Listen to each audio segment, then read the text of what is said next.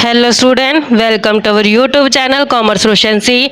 आज की क्लास में कवर करेंगे नेगोशिएशन ऑफ ए बिल के बारे में। इससे लास्ट क्लासेस में हमने दो टॉपिक कवर कर लिए हैं।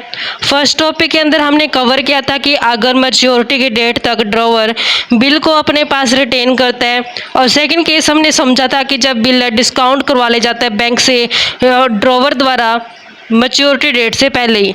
दोनों ही हमने कंसेप्ट कवर किए विद एग्जांपल। अगर अभी तक आपने लास्ट क्लास ही नहीं देखिए ताकि आपकी स्टडी में कंसिस्टेंसी बनी रहे। अगर अभी तक आपने मेरे यूट्यूब चैनल कॉमर्स रोशनसी को सब्सक्राइब नहीं किया, सब्सक्राइब कीजिए और बेल आइकन जरूर प्रेस कीजिए ताकि जब भी मैं न्यू वीडियोज़ अपलोड करूँ सबसे पहले नोटिफिकेशन आपके पास जाए। आप वीडियोज़ को देखकर आपकी स्टडी बूस्टअप हो। नेगोशिएशन का मतलब क्या होता है कि नेगोशिएशन मतलब कि बिल ऑफ एक्सचेंज को किसी अनदर पर्सन को इस तरीके से ट्रांसफ़र करना कि जो ट्रांसफरी है बिल का वो होल्डर बन जाए उसका, और उसके पास राइट आ जाए possess the bill in his own name, यानी कि जो उसका पोजेशन है बिल का वो उसके खुद के नाम से आ जाए ताकि वो रिकवर कर सके जो अमाउंट मेंशन की गई है बिल ऑफ एक्सचेंज के अंदर, जो भी कंसर्न पार्टी से पैसा लेना है। सिंपल लैंग्वेज में समझते हैं इसे कि यहाँ पे मान लेते हैं कि दो पार्टी है ए और बी। ए पर्सन ने बिल ऑफ एक्सचेंज को क्या कर दिया, ट्रांसफ़र कर दिया बिल ऑफ एक्सचेंज को। तो यहाँ पे जो पर्सन ट्रांसफ़र करते हैं इसको तो बोला जाता है ट्रांसफरर। ये कौन कहलाता है, ट्रांसफरर। और जो रिसीव करता है ये बनता है ट्रांसफरी। तो यहाँ पे बिल ऑफ एक्सचेंज को इस तरीके से ट्रांसफ़र किया जाता है ताकि कि जो ट्रांसफरी है वो क्या बन जाए, बिल का होल्डर बन जाए। तो जो ये बिल है ये किसके पोजेशन में, अगर ट्रांसफर के पोजेशन में आ गया तो इसका खुद का नाम है जो इस बिल के ऊपर मेंशन किया जाएगा। तो जो पैसा इस बिल ऑफ एक्सचेंज के अंदर मेंशन होता है तो उस बिल ऑफ एक्सचेंज की जो अमाउंट है अब रिकवर कौन करेगा, ट्रांसफर ही करेगा। जो भी कंसर्न पार्टी से पैसा लेना है कौन रिसीव करेगा, अब ट्रांसफर ही करेगा। इसी को हम नेगोशिएशन ऑफ बिल बोलते हैं। अब मोड किन तरीक़ों से हम नेगोशिएशन कर सकते हैं, कवर करते हैं। जो नेगोशिएशन किया जाता है वो दो तरीके से कर सकते हैं, नेगोशिएशन बाय डिलीवरी और negotiation by endorsement and delivery. Negotiation by delivery का मतलब क्या है कि जब बिल ऑफ एक्सचेंज पेबल होते हैं बियरर को।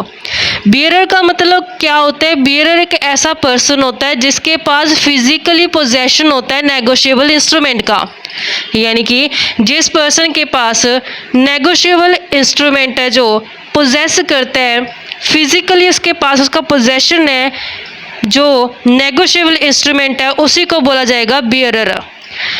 It may be negotiated by mere delivery. तो जब हमने अब नेगोशिएशन करना है बाय डिलीवरी के थ्रू तो जब आसान हो जाता है, इसमें बिल्कुल ये आसान काम हो जाता है कि सिर्फ डिलीवरी कर दी बिल की और नेगोशिएशन बाय डिलीवरी है जो हो चुका है नेगोशिएबल इंस्ट्रूमेंट। जो बियरर इंस्ट्रूमेंट होता है उसके लिए ज़रूरी नहीं होता सिग्नेचर करना ट्रांसफ़र को, यानी कि जो पर्सन ट्रांसफ़र करती है बिल ऑफ एक्सचेंज को उसके लिए ज़रूरी नहीं है कि वो अपना साइन करके फिर है जो ट्रांसफ़र करे बिल ऑफ एक्सचेंज को ट्रांसफरी के पास। तो यहाँ पे आसान तरीका हो जाता है क्योंकि यहाँ पे बिल ऑफ एक्सचेंज क्या है, बियरर है जिसके पास फिजिकली पोजेशन होगा बिल ऑफ एक्सचेंज का, वही पैसा ले जाएगा जब लास्ट में ड्यू डेट आएगी बिल ऑफ एक्सचेंज की पेमेंट की। नेक्स्ट आता है negotiation by endorsement and delivery. जब बिल ऑफ एक्सचेंज की पेमेंट है जो एक स्पेसिफाई पर्सन को ही की जानी है तो उस केस में ज़रूरी हो जाता है नेगोशिएशन सिर्फ किया जाए इंडोर्समेंट के थ्रू या फिर डिलीवरी के थ्रू। मतलब क्या इसका समझते हैं। यहाँ पे मान लेते कि दो पार्टीज़ हैं, ए पार्टी और बी पार्टी। ए पार्टी के पास बिल ऑफ एक्सचेंज है, इसने क्या किया, अपना बिल ऑफ एक्सचेंज ट्रांसफ़र कर दे किसको, बी को कर दिया।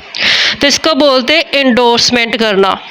इंडोर्समेंट करना कैसे ये इंडोर्समेंट किया जाता है बिल को, तो यहाँ पे ए जो पर्सन है इसके पास बिल ऑफ एक्सचेंज है, इसने बिल ऑफ एक्सचेंज के बैक साइड पे अपने सिग्नेचर किए और उसको इंडोर्स कर दिया बी के पास। तो यहाँ पे जो ए है ये कौन कहलाएगा, ये कहलाएगा इंडोर्सर कहलाएगा, और जो बी है जिसको बिल इंडोर्स किया गया है ये कहलाएगा इंडोर्सी। इंडोर्सी। तो यहाँ पे दो पार्टी हो जाएगी, इंडोर्सर जो बिल ऑफ एक्सचेंज के बैक पे अपने साइन करेगा और वो भेज देगा किसी अनदर पर्सन को इंडोर्स कर देगा तो यहाँ पे जिसने बिल ऑफ एक्सचेंज इंडोर्स किया उसको इंडोर्सर बोला जाता है। जो बिल ऑफ एक्सचेंज को रिसीव करता है उसे इंडोर्सी बोला जाता है। तो अब बिल ऑफ एक्सचेंज किसके पास आ चुके हैं? बी के पास आ चुके हैं। मान लेते हैं कि बी भी आगे किसी सी पर्सन को इंडोर्स कर सकता है, सी आगे डी को कर सकते हैं, तो जितना चाहिए इंडोर्स कर सकते हैं बिल ऑफ एक्सचेंज को। लेकिन जब लास्ट में मैच्योरिटी डेट आएगा बिल ऑफ एक्सचेंज का, तो बिल ऑफ एक्सचेंज की ड्यू डेट जब आई तो जिस पार्टी के पास वो बिल होगा वही उस बिल ऑफ एक्सचेंज की पेमेंट को जो रिसीव कर पाएगा। यानी कि ड्यू डेट पे जिस भी पार्टी के पास बिल ऑफ एक्सचेंज होगा वही पर्सन है जो हकदार होगा बिल ऑफ एक्सचेंज का पैसा रिसीव करने के लिए। तो यहाँ पे कौन कौन सी जर्नल एंट्रीज पास की जाएंगी समझते हैं। जर्नल एंट्री पास करते हैं कि जब एक्स ने इंडोर्स कर दिया बिल जेड को, तो एक्स के पास से बिल चला गया, किसको मिल गया? जेड को मिल गया। तो जो ड्रॉई है उसके ऊपर कोई भी इफेक्ट नहीं पड़ने वाला। तो एक्स अपने बुक्स ऑफ अकाउंट्स के अंदर जर्नल एंट्री रिकॉर्ड करेगा कि बी आर इसके पास से चला गया है, तो यहाँ पे बी आर अकाउंट को क्रेडिट कर दिया गया है। जिसको मिला है यहाँ पे जेड को, तो जेड को डेबिट कर दिया जाएगा। तो ये बी आर यहाँ पे इसने क्रेडिट की है, तो जब इसको रिसीव हुआ जेड को तो इसने डेबिट कर देना है। जिस पार्टी से इसको मिला उसको इसने क्रेडिट कर दिया है।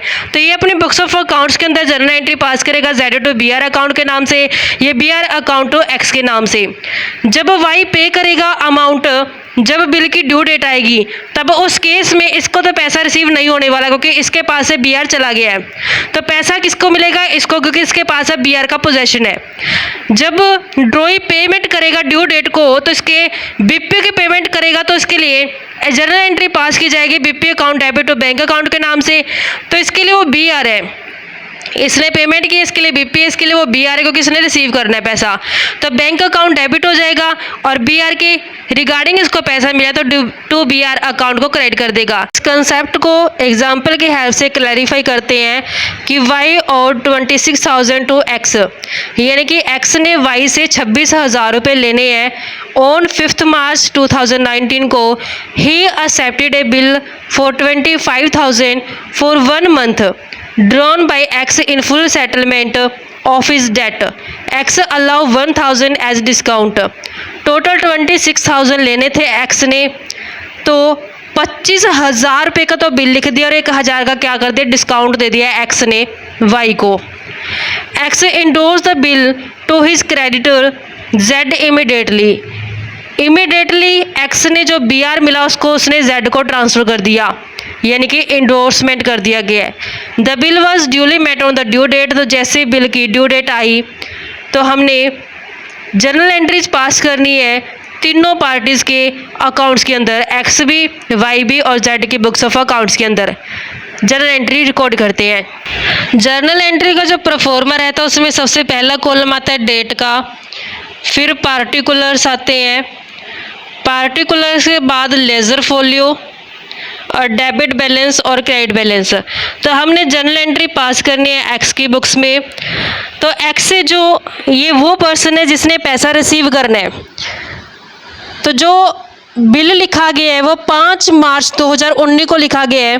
तो यहाँ पे 2019 की 5 मार्च को बिल है जो लिखा गया है एक्स द्वारा और वो भेजा गया वाई के पास, और वाई ने उसे एक्सेप्ट करके एक्स को दोबारा भेज दिया।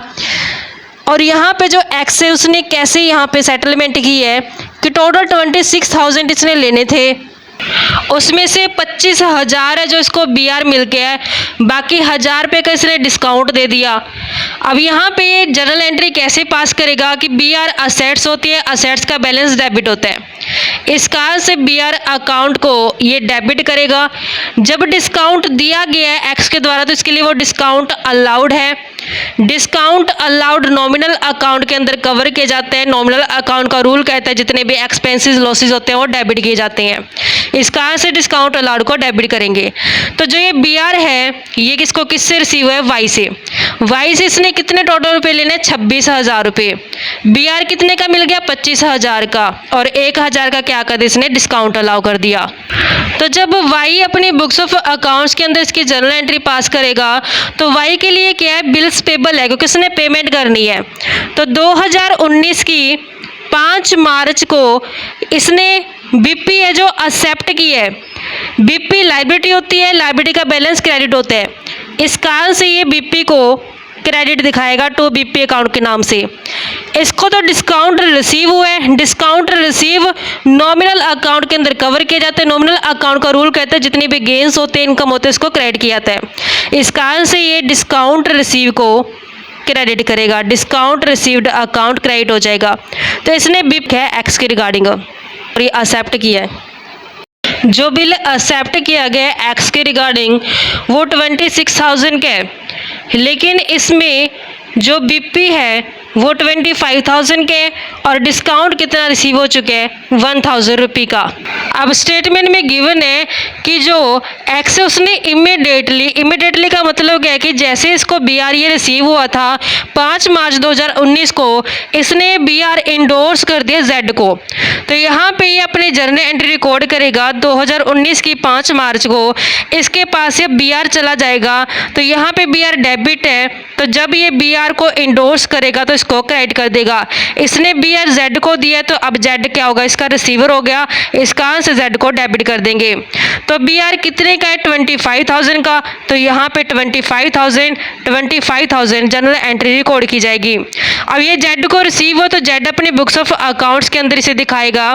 तो यहाँ पे जेड ने जनरल एंट्री पास करनी है 2019 की 5 मार्च को ही। जब इसके पास बीआर रिसीव हुआ है तो बीआर अकाउंट को डेबिट करेगा। किससे इसको बीआर मिला है, एक्स से, इस कारण से एक्स को इसने क्रेडिट कर देना है।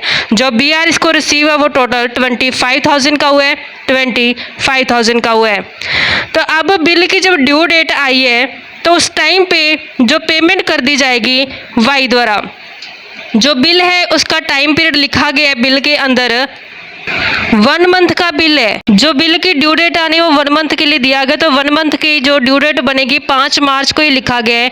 5 मार्च से 5 अप्रैल, 5 अप्रैल प्लस इसको 3 दिन ग्रेस डेज दिए जाते हैं, 5 और 3 8, तो 8 अप्रैल को ये बिल की जो पेमेंट कर देगा। तो यहाँ पे 8 अप्रैल को जब वाई पेमेंट करेगा बिल की, तो इसके पास से बीपी है जो अब कैंसिल करेंगे तो यहाँ पे क्रेडिट किया गया तो बीपी अकाउंट को डेबिट कर दिया जाएगा। तो जब ये पेमेंट करेगा तो इसके पास से पैसा चला जाएगा, बैंक अकाउंट को क्रेडिट कर देगा। तो अब ये बीपी कितना करेगा पेमेंट 25,000 की, तो ये 25,000 है, जनरल एंट्री पास करेगा। तो अब ये जो पैसा है बीपी का अब किसको मिलेगा, जेड को मिलेगा, ना कि एक्स को, क्योंकि ये अब बिल है जो एक्चुअली जेड के पास है। तो ये जब 8 अप्रैल को इसने पेमेंट किया तो 8 अप्रैल को ये रिसीव करेगा, तो इसके पास पैसा आएगा तो ये बैंक अकाउंट को डेबिट करेगा। 2 में किसके रिगार्डिंग पैसा रिसीव है, बीआर के रिगार्डिंग, तो 2 में बीआर अकाउंट को ये क्रेडिट कर देगा। तो इसको 25,000 रुपये है जो रिसीव हो चुके हैं बीआर के रिगार्डिंग। तो इस तरीके से बच्चों का कंसेप्ट बनता था। आई होप क्या क्लियर हो गया होगा। नेक्स्ट क्लास में कवर करेंगे नेक्स्ट टॉपिक, जब बिल को सेंड किया जाता है बैंक के पास कलेक्शन के लिए तो उस केस में कैसे ट्रीटमेंट किए जाते हैं। तो ऐसे ही रेगुलर क्लासेस के लिए आप मेरे यूट्यूब चैनल कॉमर्स प्रोफिशिएंसी को सब्सक्राइब, लाइक और शेयर करें, बेल आइकन जरूर प्रेस करें ताकि जब भी मैं वीडियोस अपलोड करूं सबसे पहले नोटिफिकेशन आपके पास जाए, आप वीडियोस को देखकर आपकी स्टडी बूस्ट अप हो।